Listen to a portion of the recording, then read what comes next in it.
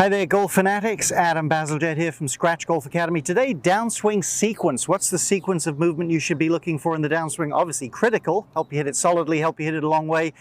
Not as difficult as you think. Hopefully this will be helpful for you.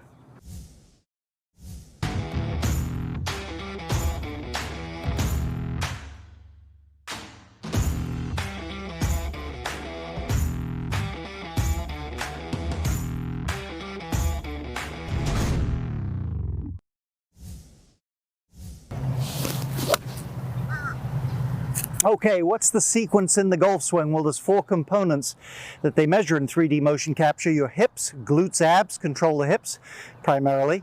Upper trunk, that's chest and shoulder blades, arms and club, and that's the sequence we want it moving in.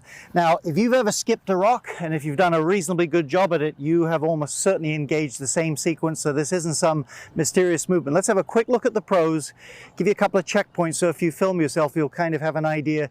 If you're doing it, then we'll get out here and we'll work on it. Tiger Woods hitting a longer iron off a par 3, it looks like. So let's have a look. There go the hips. You see them moving first. Next, you'd see some reaction from the upper trunk. That then springs the arms into motion, and fourth and finally the club lashes through. So 2 checkpoints for you to make sure you're doing it if you look at yourself on film. Mark your lead hip, and before the club really comes down, you should see some weight shift, some weight transfer. Ideally, we're trying to get that lead hip about over the lead ankle. The other checkpoint I would look at is when the arm's about horizontal in the backswing. We'll say there, mark where the club is in space. It should always look nearer to you at that point in the downswing. Well, we're going to go with our skip the rock analogy. I've got one other suggestion for you. Just take a golf ball. You don't have to skip it hard, but just feel the way you'd move. Feel how your weight would transfer, your wrist would bend back, and then you'd let it pop. If you've never skipped a rock, picture a cane in your hand, maybe a rug standing there you've got to knock the dust out of. How would you move at that? That's the sort of sequence. The thing is then, get something like an 8-iron. I've got something short here. Really, really relax and do it softly. Don't think anything about solid contact, and just see if you can make that same sort of feeling there.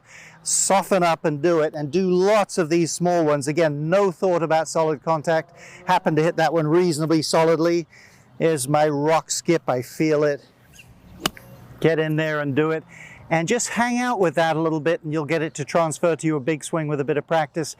Again, if you take it holistically, you relate to something you've done before, skip the rock, whack the blanket or whatever, you get a good feel for this. It will really help your game. Leave a question or comment below. I'll get to as many as I can.